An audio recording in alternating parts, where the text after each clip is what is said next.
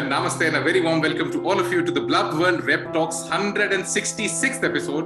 In the last 165 episodes, we have talked to, interacted with nearly 3,000 plus school leaders from all across the world who have come here and shared their ideas, innovations and whatever new they are doing in the education space. So आप सभी का स्वागत है bulb world web talks के 166वें episode में। इससे पहले 165 episodes में 3,000 से ज्यादा स्कूल लीडर्स इस प्लेटफॉर्म पर आए, उन्होंने अपने आइडियाज इनोवेशन शेयर किए और उसमें से कुछ सबसे अच्छे इनोवेशंस को हमने व्हाइट पेपर्स में पब्लिश किया।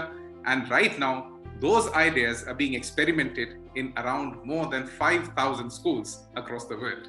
So today, the next 60 minutes that we have with you, we'll try to know from you how are things changing in the education space, and let's try to bring in an aspect of governance, of establishments, of democracy, of ideation, of policy making, and that expectation from a teenager. Now, why do we have a topic with such a lot of controversy and weirdness put together is very simple. When we want them to create startups, when we want them to create disruption, when we are happy in giving them all the power and authority of their own curriculum, are we even ready to give them the power to start formulating policies?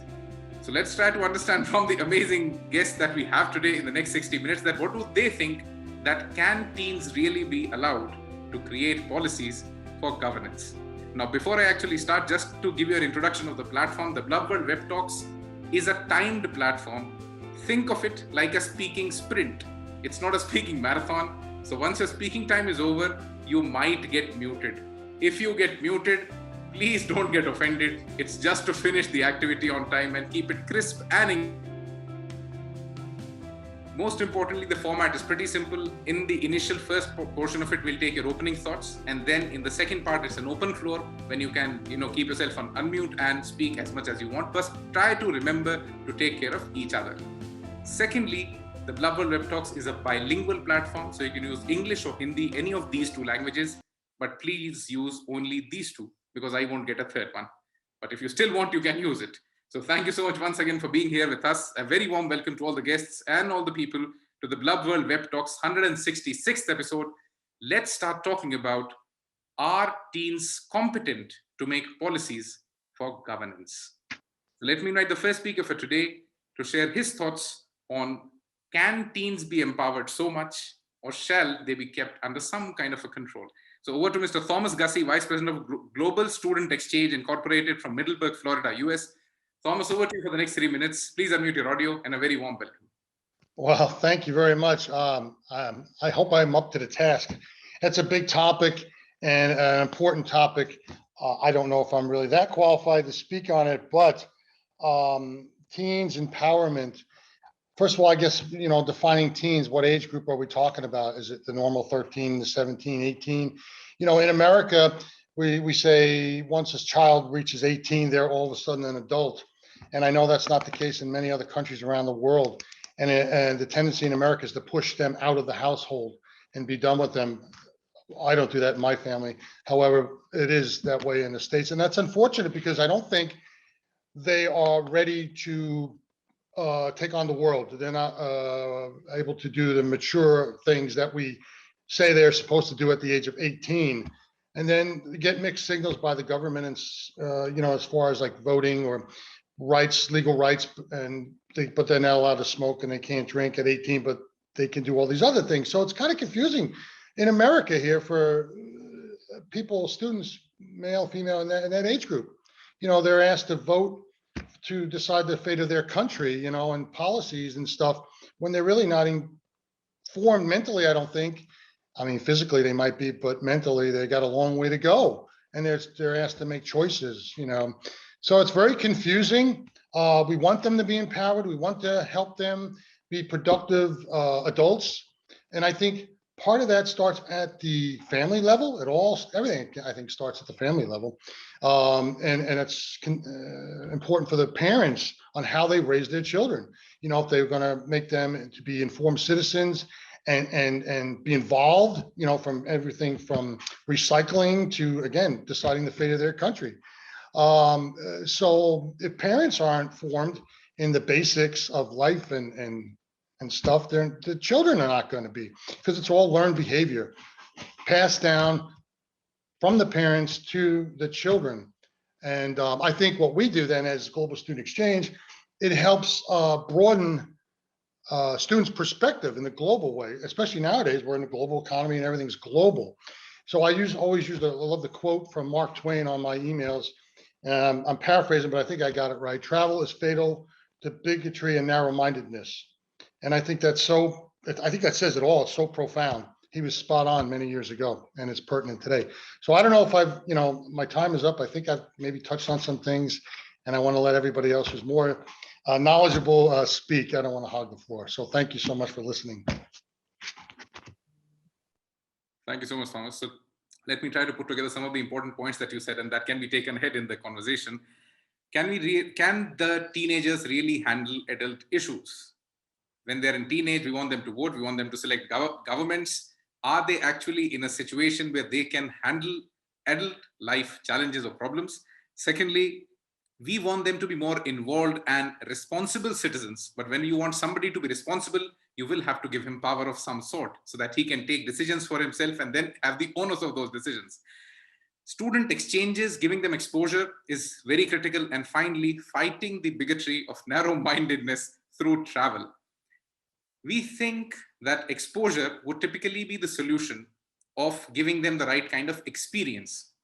Is exposure enough, or should we wait for them to have experience? But the biggest challenge with experience is once experience comes in, prejudice creeps in with it. And that's where the biggest challenge comes in. Because if you look at governments across the globe, these are all super experienced, amazingly talented and intelligent people, but they're all in some way prejudiced and their decision-making gets skewed.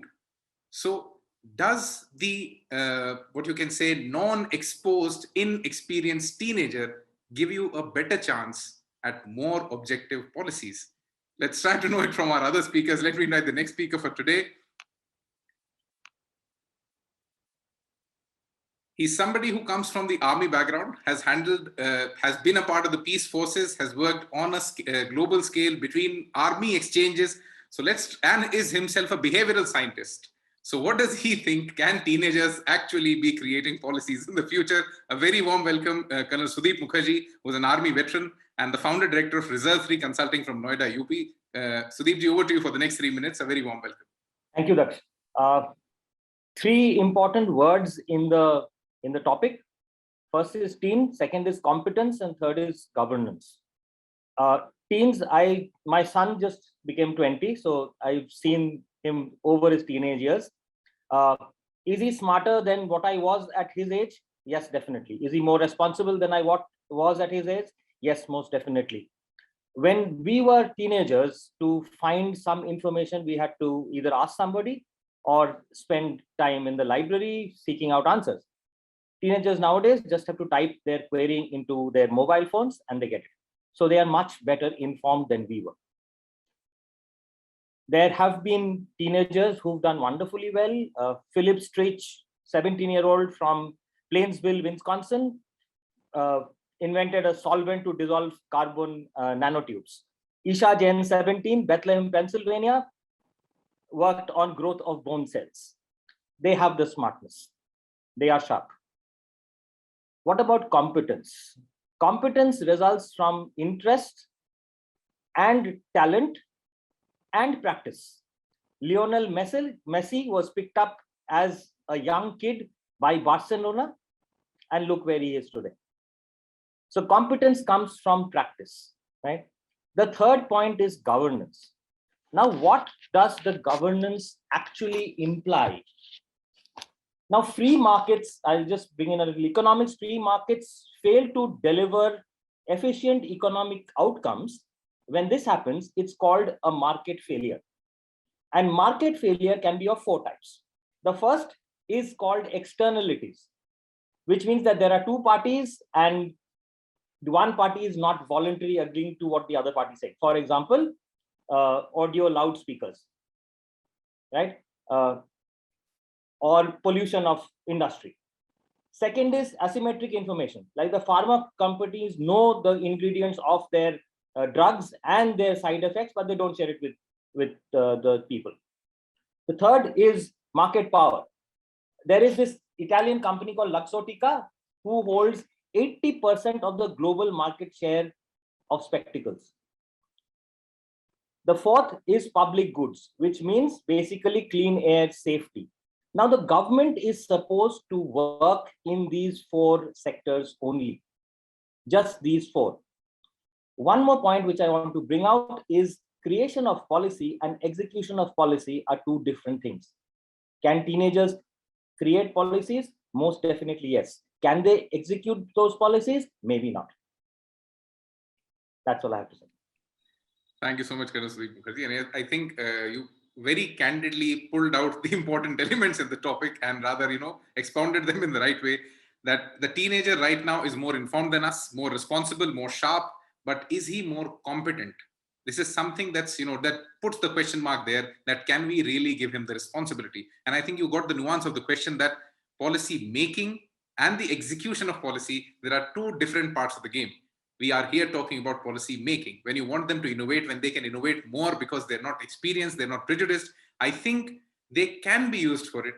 But the biggest challenge that happens with policy, do they understand the complete stakeholder ecosystem? The way you talked about all the places where the governments typically have to work, but do they really work in those places and they do the right things, or they themselves try to create a monopolistic space for themselves in the complete ecosystem? So thank you so much, Colonel Sudeep Mukherjee. Let me invite the next speaker for today.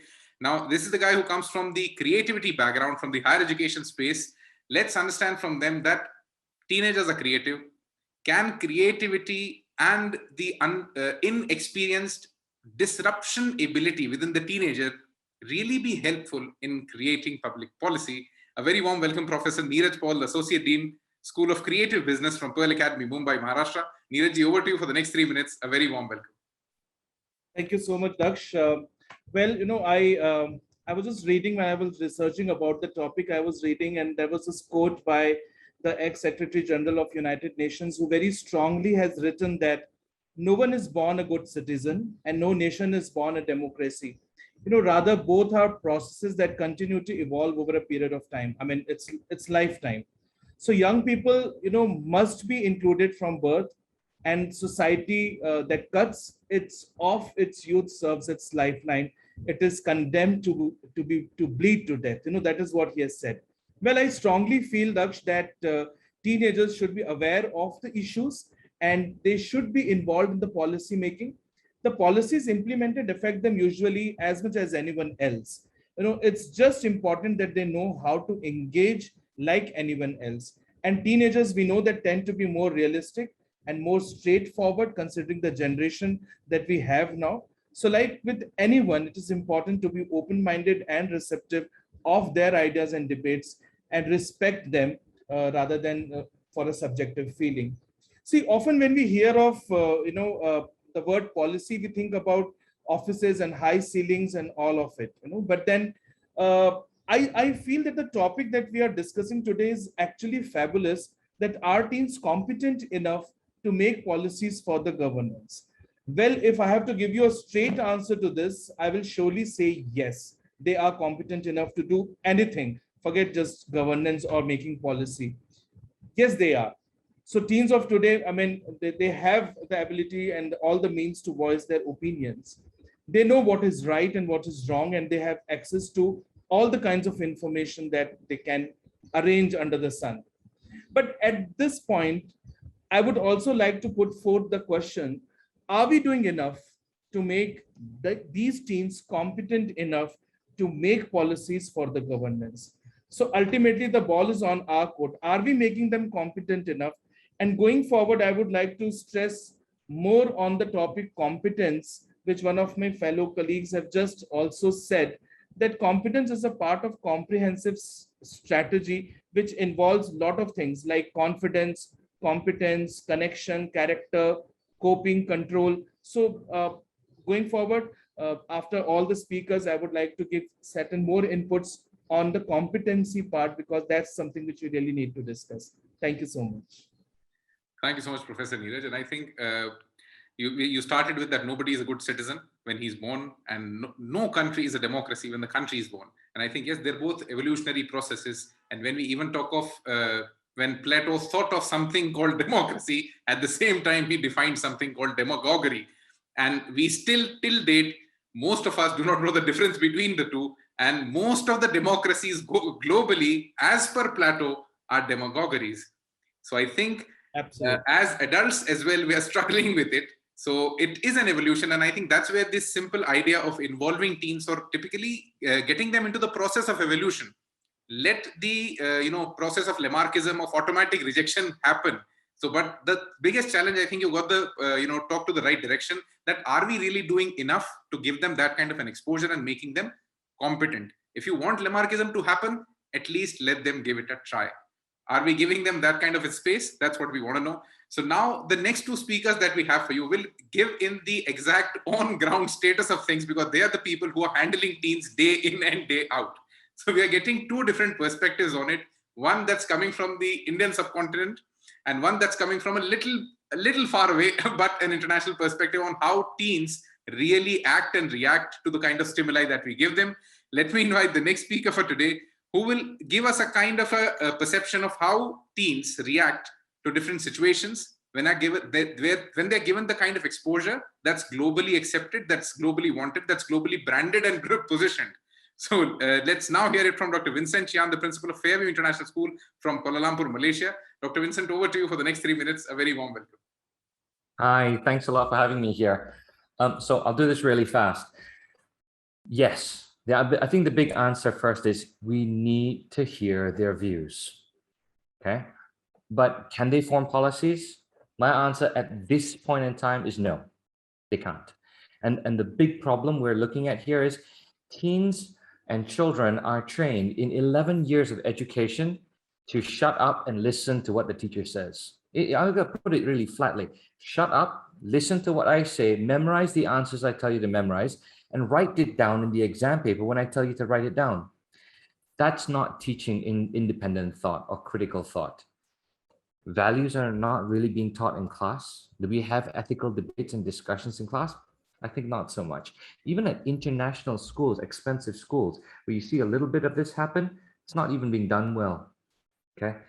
Second one, social studies need to go a little bit further than just talking about economics and business. We're talking about, really important fundamental principles about, Marxism, for example. What is the principle behind that? Most kids don't know that, because it's in the exam, there's no number associated with it, or they'll just memorize a definition for the sake of it. One thing we really need in our classrooms that may save us is the process of inquiry. And that's what, we're in IB school, so we teach inquiry. And it's not interrogating kids by asking them a million questions and making them feel scared. It's making them curious and want to ask the important questions. And if we can do these things right, values, social studies, and inquiry, we might have a chance of getting our kids ready to be responsible global citizens at some point. Thanks. Thank you so much, Vincent. And I think the points that you added, let's take them forward ahead. That as an educator, as somebody who deals with teens day in and day out, you very clearly know that the teens who are there right now in the ecosystem, if we talk about them, they're not in a shape and state where they can, even contribute to policy making or make policies as an end game. Most importantly, as a system, we enforce a lot on discipline. We rely a lot on discipline. And that's where we always train them absolutely the way you said it, shut up and listen. And when I tell you to write, start writing. And on the basis of that, you don't even have a judgment in your self-esteem. The locus of a personality is with the teacher. He will decide whether you are a good individual, a bad individual. Do you have the right kind of marks? So we simply take away his locus and we then tell him, be confident about yourself. So that's kind of paradoxical, which should not be done. And when we want them to formulate policies, I think that's the biggest ditch that we already put them into. And then we want them to have a big non-narrow-minded or a broad-minded approach of looking at things. And I think you told it in the most easiest way that even in the international schools, it is not being done the way it must be. And if we also look around us, the kind of books that we have read, the kind of things that we have known, the kind of exposure that we have had, social science for us is just a small little civics and some bit of business. That's all. There's absolutely nothing else. We never were taught about citizenship. We were never taught about what exactly is a vote. How do you vote? So it was never a part of curriculum that how does your country run? I think that in itself is a paradox. Thank you so much, Vincent. Let me invite the next speaker for today. Before I invite the next speaker, he's somebody who brings in a very, varied experience. He has been teaching and has been part of some of the most premier schools in India. So he has handled some of the most richest and the most talented brats in the country. And at the same time has a very good nuanced knowledge of education and knows all the nooks and crannies of the way children and teenagers react and act to different stimuli. A very warm welcome, Dr. Skand Bali, the head of school for Adani Group from Ahmedabad, Gujarat. And Dr. Skand Bali, over to you for the next 3 minutes and a very warm welcome. Well, thank you so much. First of all, thank you so much for having me over. I would like to differ with your statement that some of the richest brats, that's not true. The schools where I have worked have taken students from extremely humble backgrounds as well. Having said that, I completely agree with my fellow speakers in bits and pieces. When you talk about policy formation, I would like to differ with most of my co-speakers that they can frame policies. No, they cannot. They can contribute in framing policies. You can pick up their ideas. You can pick up certain points which they might want to say. Yes, in education circle, in most of the parts, even today, governance is not taught. How the country is run is not taught. There is not much focus on value-based education or value education. Liberal arts is the future everybody is talking about. I think the time has come where we need to make an attempt to give that. I think what is very critical here is to give that kind of creative mindset to the children, which makes them better people to handle governance tomorrow. Like they will be the decision makers tomorrow. They will be the policy makers tomorrow. They will be the implementers tomorrow. So what is important is that any global or the local problem today, we should have set system in our timetables, in our daily routine of the school, where you make them sit in small groups and throw that big problem at them and tell them what you could have done better.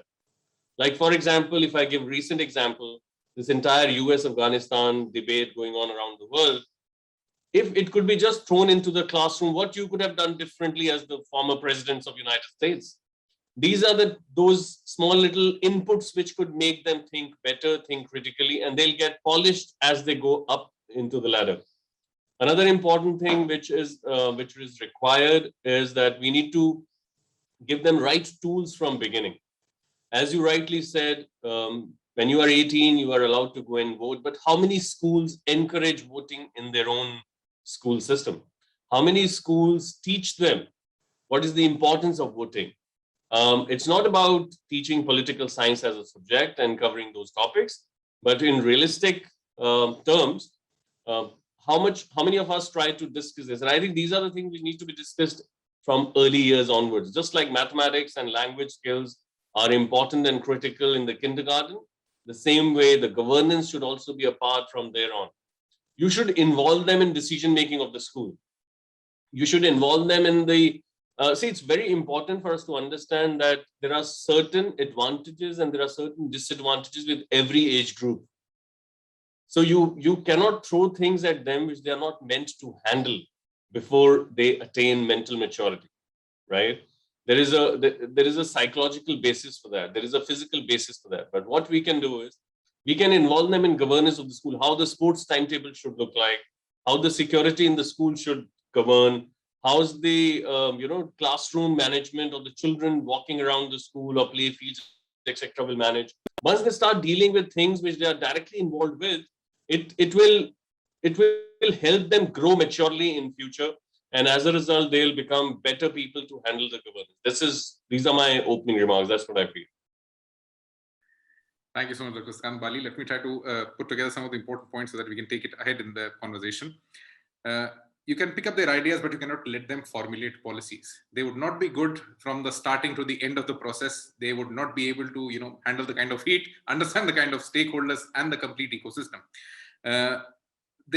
for an example, you said if we put the US-Afghan topic right now in the classroom, what's going to happen? And I think I have a next question that was shared to us on the chat from one of the listeners right now, that to what extent can we put political topics in a classroom? Can we give them such a strong stimuli? And even when I talk of this, such a strong stimuli, I here would want to get the perspective of Colonel Sudeep Mukherjee before we go to the educators. When you get into the army, you are taught to isolate your thinking, your thought process from all the political turmoil that's going on. And you are told, how does the country that you live in, that you protect, that you take care of, separate itself from the governments or the governance of it?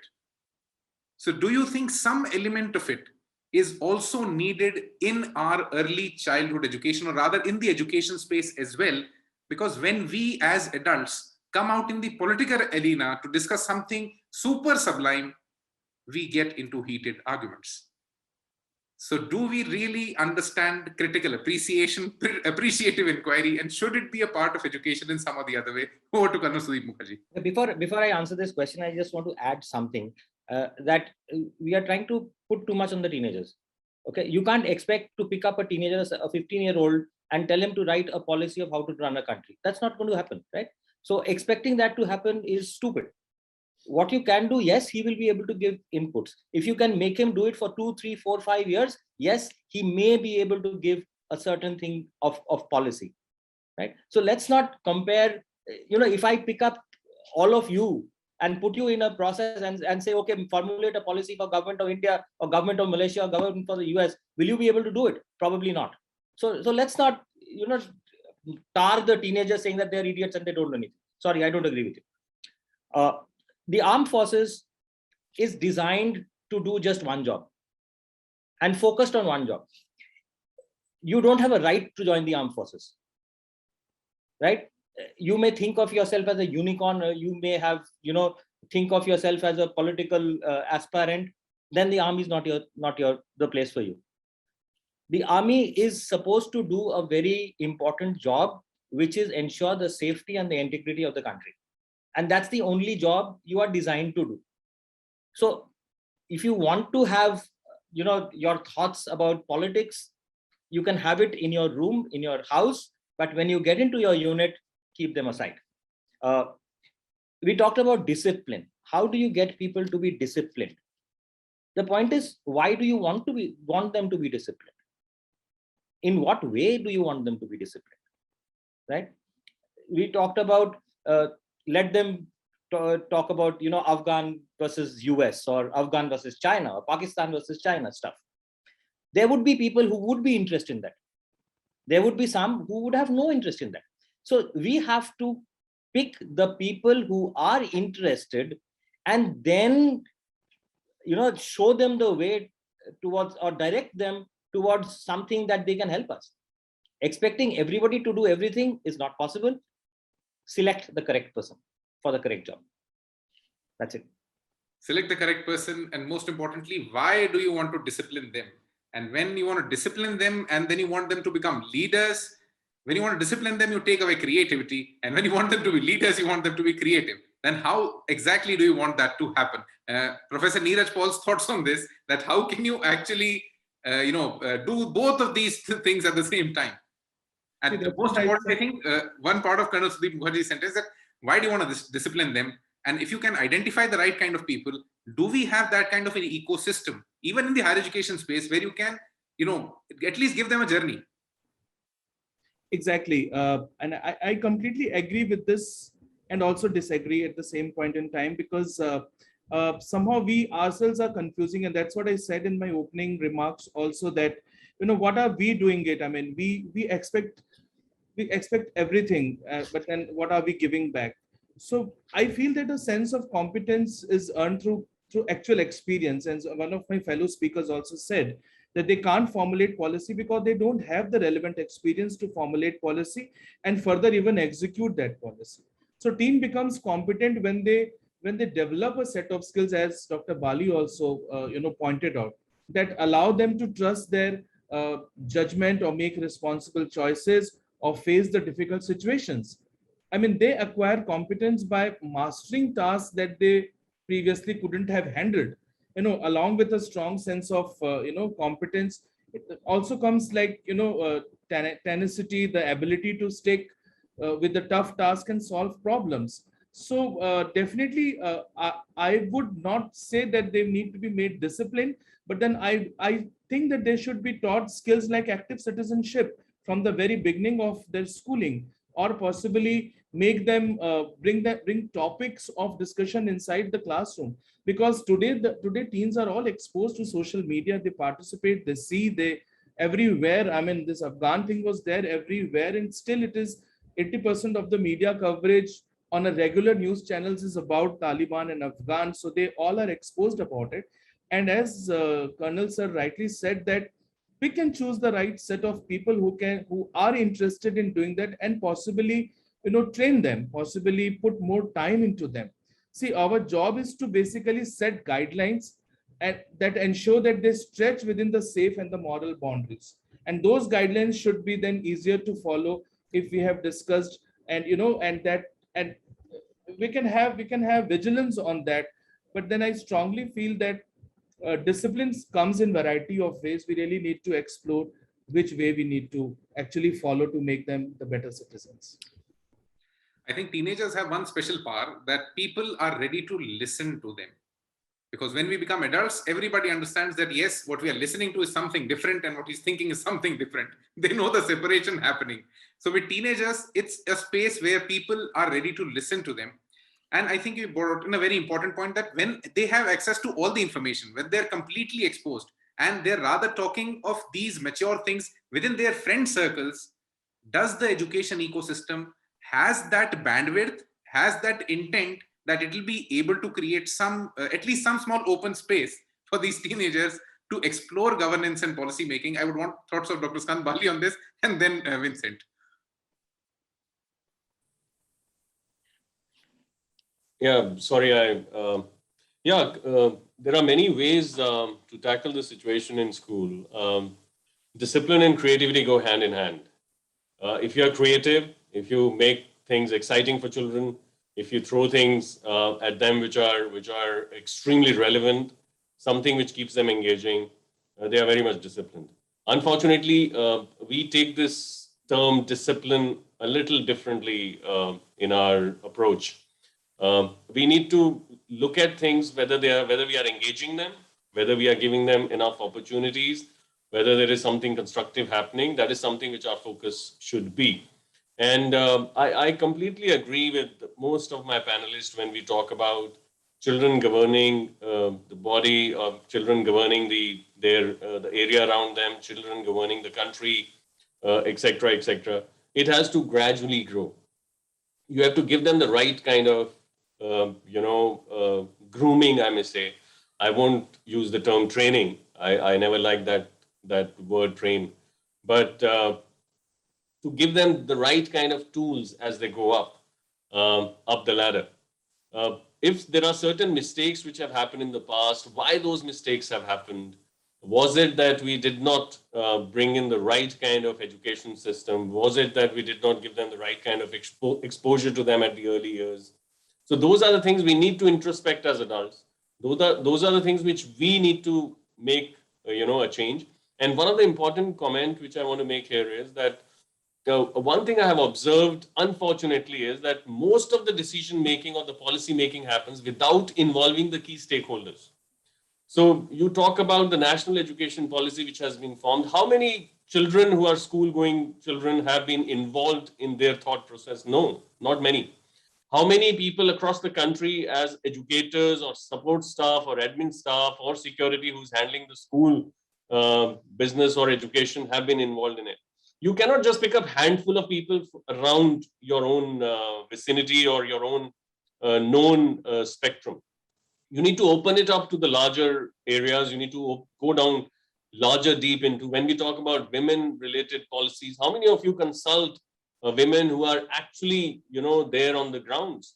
There are different categories in which you can separate the women, not the ones who are necessarily in the office. There are women who are working in the villages. There are women who are households. There are women who are looking after in the NGO sector and doing social work as well. So I think there are certain things which we as adults also need to realize beyond the school as well.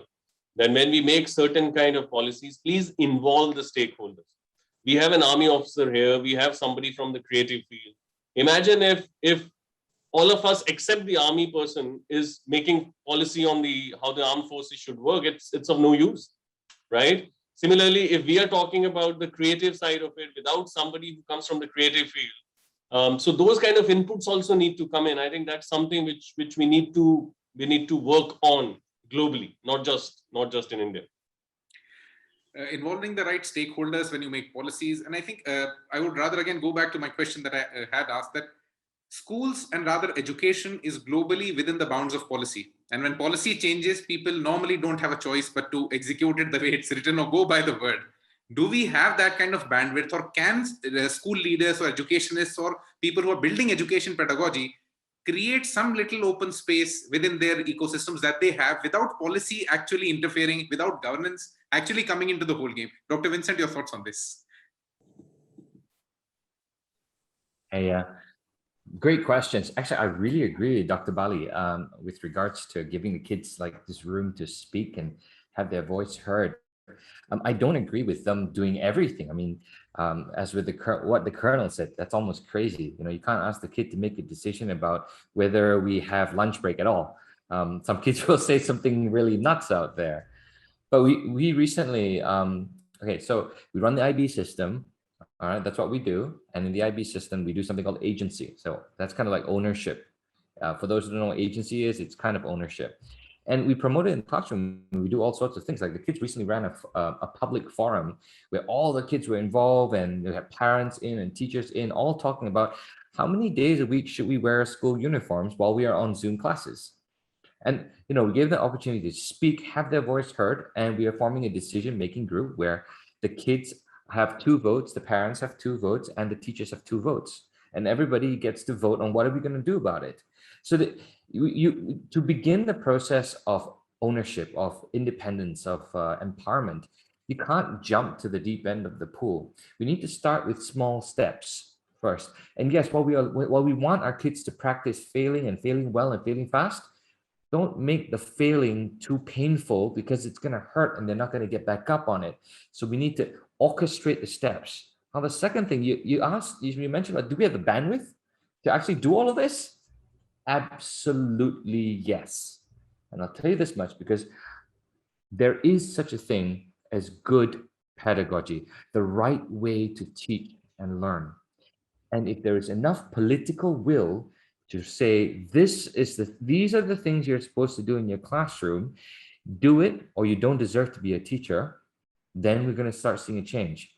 The problem is, my suspicions could be wrong here, there are a lot of teaching unions out there with people who don't want to change, incumbents in the education system with vested interests, who make it very difficult for such sort of standards to be set and to be enforced. Because the moment we begin with minimum standards across the board, everybody lifts. Okay, we don't need to have massively high standards. Get the baseline standards first. Everybody, all teachers, get your kids to learn how to ask the right questions. Let's start there. Don't go for the tough stuff. Do the basics. Maybe in 5 years' time, we'll move to the next step. But get your standards right. Good quality teaching and learning standards set up first, then move up step by step, train upwards. But that's not happening. I mean, across the world, even in Malaysia, I would say. I'm not sure about India, but in Malaysia and in international schools, a lot of, I'll say in international schools, a lot of headmasters don't enforce good quality teaching and learning because they're only there for 2 years. And I want to have an easy time because I'm only there for 2 years, and that's the international school headmasters. And in government school headmasters, they're beholden to their teachers. They want to be nice with their teachers. So they can't really enforce such strong tactics. But what we really need are these strong revolutionary activities, because we are in a mess. Education is a mess, and we need some serious measures to dig ourselves out. And no halfway measures are going to work this time. Thank you. Mr. Gordon, yes, Dr. Sambali. I'm so sorry. I would like to just come in here because this question was so fascinating, and Mr. Vincent would agree with me that as educators, this question, we both couldn't hold ourselves back. There are 3 parameters. One is the syllabus, the second is the curriculum, and third is the pedagogy. The governance can decide on the syllabi.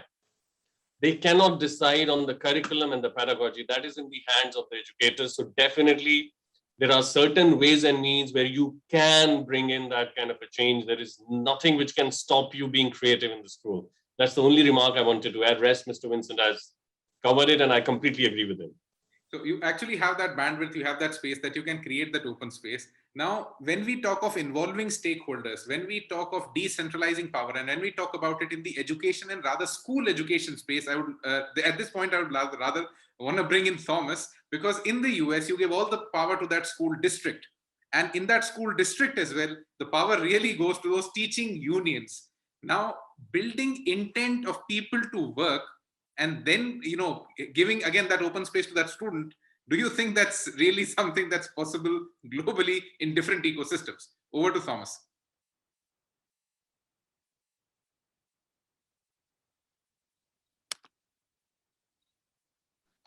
We have two different systems, I think, like Dr. Vincent mentioned, the public and the private.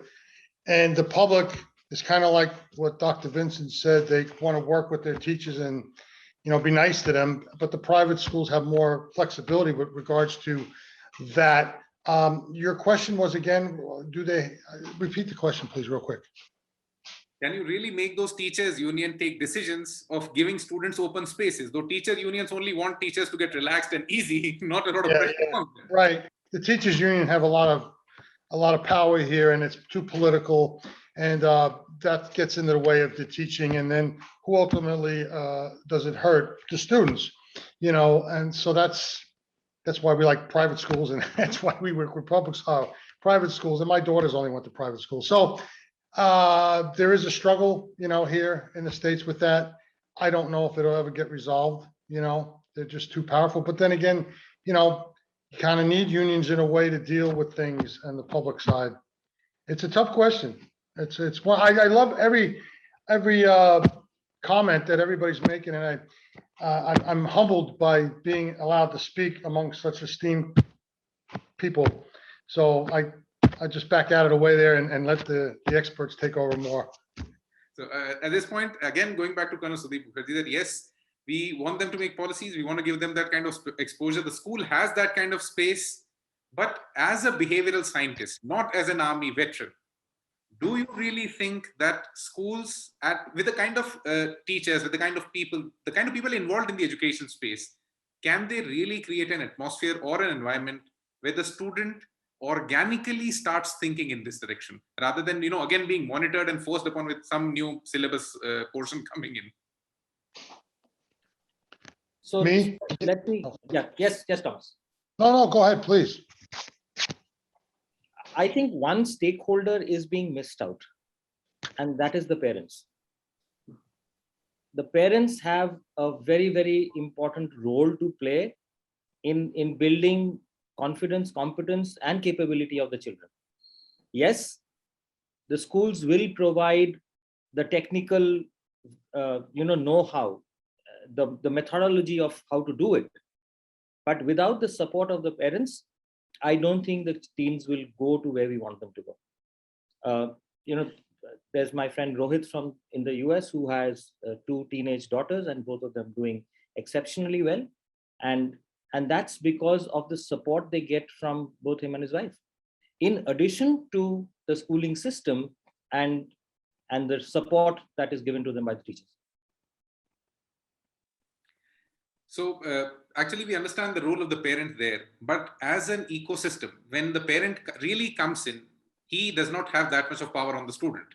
When we talk in the education ecosystem, because we've already burdened the student so much with so much of content, examinations, marks that he has to perform a lot in a lot of places. So the parent is normally on the receiving end of it. He's not at the end where he can feed the student something, because all that needs to be fed is being fed through the school. So again, going back to Professor Neeraj, the schools have the space. The parent, as an stakeholder, can be encouraged or educated to take some action. But with your experience of creative businesses, creativity coming into this whole ecosystem, and when you talk of policy, creativity is very critical, because that's where you are able to understand all the aspects of different people who are involved. What's your thought on how can higher education either equip schools or be a part of this ecosystem to encourage policy making?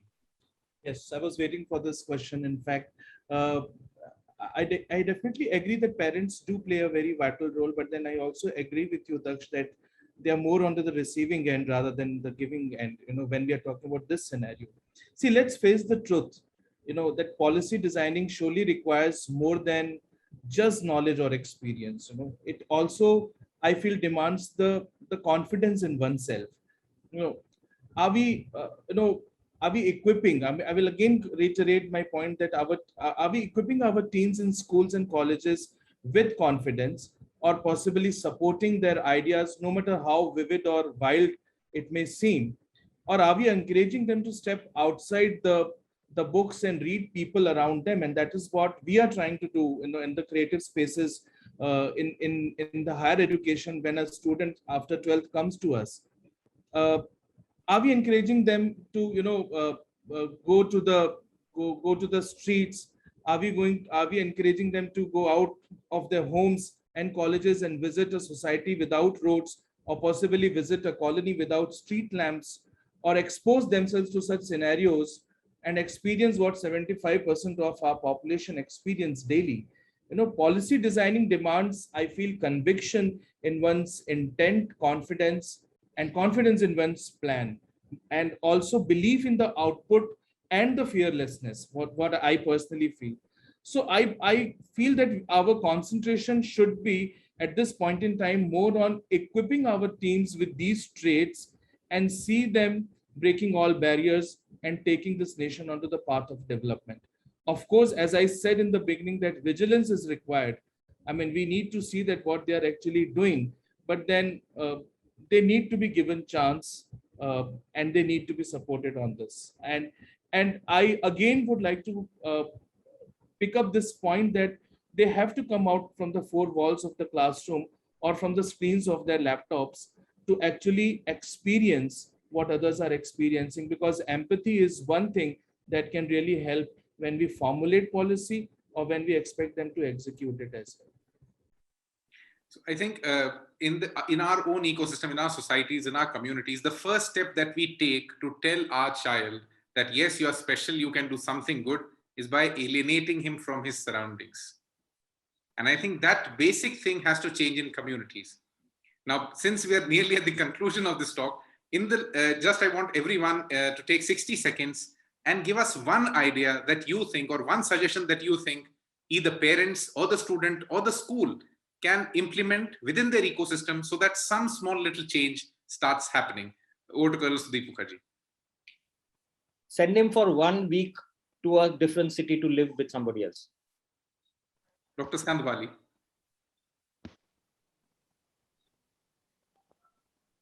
I think involve them in the small decision makings, whether it is at home, most of the time parents don't do that, or in the school. And school and parents have to come together.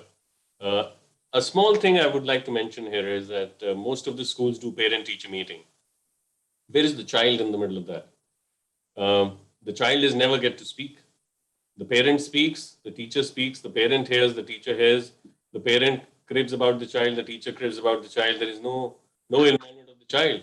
So I think the parent-teacher meeting concept needs to change as parent-child-teacher meeting, or parent-teacher-child meeting. So it's a three-way communication. I think these are small steps which we need to look at so that they feel more empowered and that creativity happens in them. Thank you. So let's start taking their opinions or their suggestions on what do they think on their results, their marks. Over to Dr. Vincent Chan. Dr. Bali, I really love your insights. Our kids on Parents' Day actually present their results to their parents, so the teachers don't talk. So it's all kid driven. It's fantastic. My suggestion, very functional, all schools, you can do this totally easy. Run a Model United Nations conference in your school every year and invite every one of your children to do it. That'll start making a difference. Practical, easy to run. Everybody loves a good Model United Nations. It's fantastic. That's my suggestion. Simple and easy. Thank you, Dr. Chan. Over to Thomas. One suggestion that you think that schools can implement or students or parents can implement to encourage in the right direction. Yeah, have a strong family. If you don't have a strong family, the two parents solid financials, the child is not going to grow. And then I just say global education, study abroad. That's what we do. Again, Mark Twain, travel is fatal to bigotry, narrow-mindedness, right? And prejudice. So open up your mind. Travel, get exposed more to new and newer things. Professor Neeraj. Yeah, I kind of agree to talk. Dr. Vincent has said that, more exposure and internationality, understanding various communities, countries is very important. And as a suggestion, I would like to definitely say that, skills like design thinking and empathy and active citizenship is something that needs to be brought in from a very young age. And I'm sure in that way, we can develop better citizens. So thank you so much, all the speakers, for those amazing ideas, thoughts, inputs that you gave on today's topic. Now, before this talk comes to an end, let me talk a little bit about that. Where did this topic actually come from? Or what was the reason that we wanted people to talk about teenagers as policy makers? So at Blub World, we work with a very simple idea of teens inspiring teens. Every month since last 4 or 5 years, we've been finding teenagers who are doing amazingly well in life and sharing their stories with many more teens. So one such story for all of you before this call comes to an end. The story is of a teenager who comes from Melbourne, Australia, who started her painting career at the age of 9 months, had a completely sold out painting show at the age of 2. At the age of 4, she was invited by one of the most respected galleries in Europe to put an exhibit, and that also was a sold out show. At the age of 9, the same thing happened with one of the very respected galleries in the US. Today, that teenager, who's only 13 years old, lives in Melbourne, Australia, and has never been to a school and is known as the world's youngest professional painter. And that's Elita Andre from Melbourne, Australia. So this is what we were doing for these many years, finding teens who are doing amazingly well and sharing their stories. And we felt that teens can really do anything. And when they can do anything, can they really run countries? And that's where around a year back, the idea of the World Teen Parliament came into existence. We are trying to create and bring together these amazing teenagers from all across the world, that if you can solve a problem, the World Teen Parliament will train you, will mentor you, and will fund you so that you can execute those ideas. Don't just limitize it to discussions. Start with self-driven growth. Can you change something in the world? We are very thankful to UNESCO MGIEP, all the international bodies for supporting us. And I'm very, very happy to inform all of you that at this point when we are talking, we have reached a mark of nearly 40,000 teenagers from across the globe who have registered for the Teen Parliament. And we are in the process of screening them and bringing out some of the best talent to get that funding, that support from industry leaders who will be teaching them, hand-holding them. So a simple thought before this call comes to an end. Were adults really able to give us amazing policies that we don't want to give teenagers the opportunity to create policies? Thank you so much, everyone, for being a part of the Blub World Web Talks 166th episode. I hope you enjoyed. If you enjoyed and if you want to attend the future sessions, open your audio, say a big yes, and thank you so much, everyone, and have an amazing evening ahead.